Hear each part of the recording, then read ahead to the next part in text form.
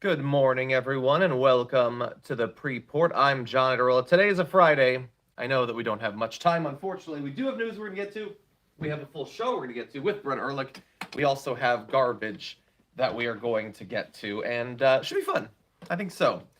I've got a petty little garbage first. It's my favorite kind, honestly.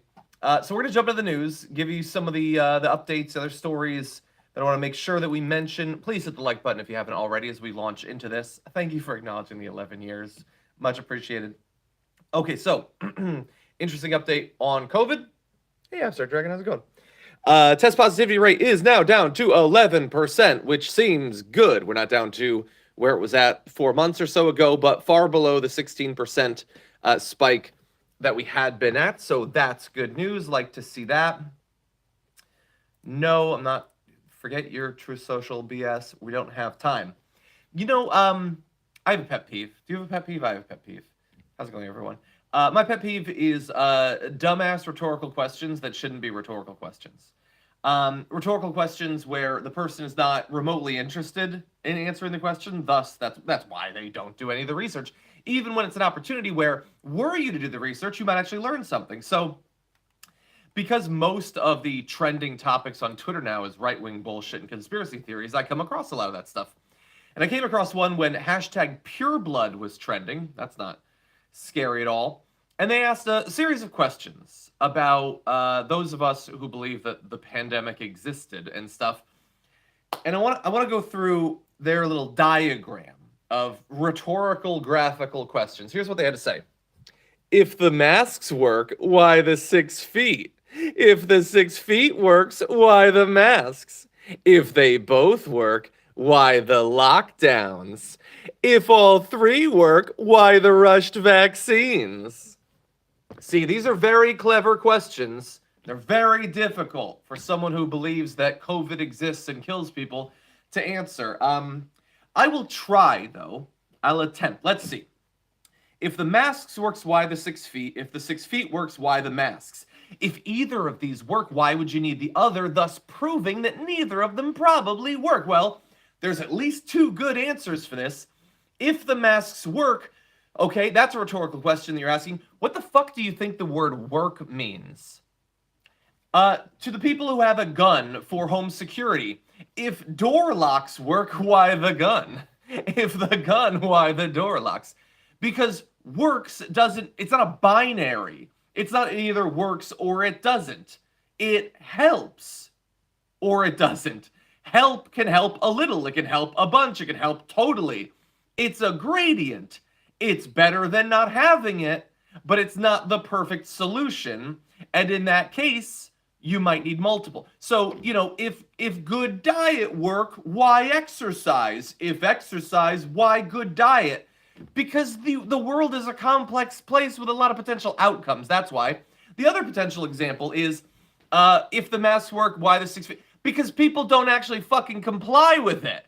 And that's going to be a constant through all of this, that we are trying to deal with a situation where there are a ton of holes. Okay? Holes in coverage, assholes who won't participate in the solution. So then they go on to, and again, so a bunch of rhetorical questions that are super easy to answer. Then they just move on to stuff where, like, they give up on that and they just want to, like, be right in the actual question. So they say, if more people die from the vaccines than the virus, why use the vaccines? Oh, that is a good question, because that's absolute fucking bullshit. What the fuck are you talking about? Just writing that into a graphic? Oh my god, that is a good... I don't have a response to that bullshit that you came up with. Okay, yeah. If we took 2 vaccines to keep others safe, why are we now super spreaders? Because you didn't. Like, you're hashtag pureblood. You're hashtag stop the shots. You didn't take those things. What the fuck are you talking about? You didn't wear the masks. You didn't keep your social distancing. You didn't participate in the lockdowns. If the lockdowns, then why the vaccines? Because you didn't participate in the lockdowns. You didn't wear the mask. You didn't get the vaccine. You didn't get the booster. You wouldn't comply with the lockdown. You've been eagerly coughing into each other's mouths for 3 years. Stop pretending that you participated when your entire fucking grift is about how you don't believe in any of this. And again, Why X? If X, Y, Y? Because nothing is 100%. Obviously. If fully vaccinated people can get and transmit COVID, why give them vaccine passports and privileges? What fucking vaccine passports? You are posting this on January 17th, 2023. What vaccine passports are you fucking talking about? I apologize for using so much of the pre-show for talking about that, but we're 3 years into a pandemic, and still 549 people died from COVID the last time, so get a little bit angry about this. Anyway, I really wanted to talk about the runner-up for my garbage person of the day, random person on Twitter, Courtney Sharp. Our tone really woke bandages. Hashtag this is 2023. How fucking dare you offer bandages for people who don't have my exact skin tone? It's woke bullshit. And a lot of people tried very hard to get through to this person.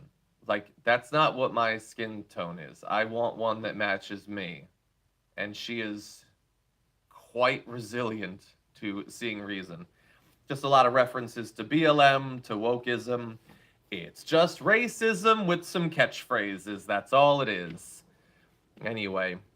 Steph Mott, DMing me on Twitter would be a great way for me to see it. I can't wait to see what you got.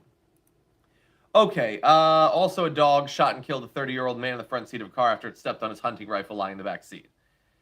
Don't leave your fucking loaded non-safety just out there rifle next to your dog. It's a tragedy. I'm sorry that it happened, but that is not responsible gun ownership. The dog didn't shoot and kill the man. The dog was a dog and a person died. Anyway, let's get on to our main story of the day. And that is going to be that according to a poll, okay, this is Rasmussen Reports, which I think the right believes is like the most accurate pollster, right? Anyway, it was released just yesterday. Found that 30% of likely Republican voters want sentient pillow man Mike Lindell to be the next RNC chair. Okay? 15% back Ronna McDaniel, the incumbent. 20% picked Harmeet Dillon, an attorney for former President Donald Trump. They probably don't know anything about that person other than the fact that they're an attorney for President Trump. 15% say they don't support any of the three. 21% were undecided. So look, there's obviously a lot of uncertainty about this. But the fact that Mike Lindell has twice the support of Ronna McDaniel, that is really fucking embarrassing for the state of the RNC. What has Mike Lindell spent the last couple of years doing? Hawking pillows and spreading bullshit.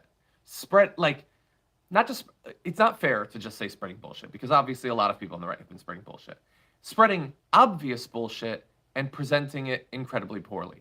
Doing a terrible job of trying to convince people of your stupid bullshit. And he could be the head. Do it. Make him the head of the RNC. He should be the head of the RNC. He is the appropriate figurehead for an organization like that. Would it even be different as an organization with Mike Lindell? Would it even matter? He is, to be fair, a better representation of the current state of Republican voters than Ronna McDaniel. They're more like him. They want to be like him. They want to be a deranged millionaire. That's what they actually want to be. Anyway. Hey, Janet, that's great news. I'm very glad to hear that. I hope that it clears up quickly. Anyway, we're gonna be waiting to see. Okay. I mean, also, by the way, the poll is of the regular Republican voters. They're not the ones who actually vote. We'll have to see if they are in fact representative of the membership of the actual RNC. Apparently, today it's going to the election is going to be today. I am assuming that they are not going to allow that. I am assuming they will choose some other deranged psychopath. But we'll be watching, and I'll let you know. Right now, the watch list is on. J.R. Jackson, Yasmin Aliyah Khan. You're definitely going to want to see that. I'm going to be leading the first hour of the Young Turks with Janky and Farron Cousins a little bit later on. First, Brett Ehrlich will be joining me on the Damage Report. I really hope to see you there. Hit the like button on the way out if you haven't already, and I'll see you soon.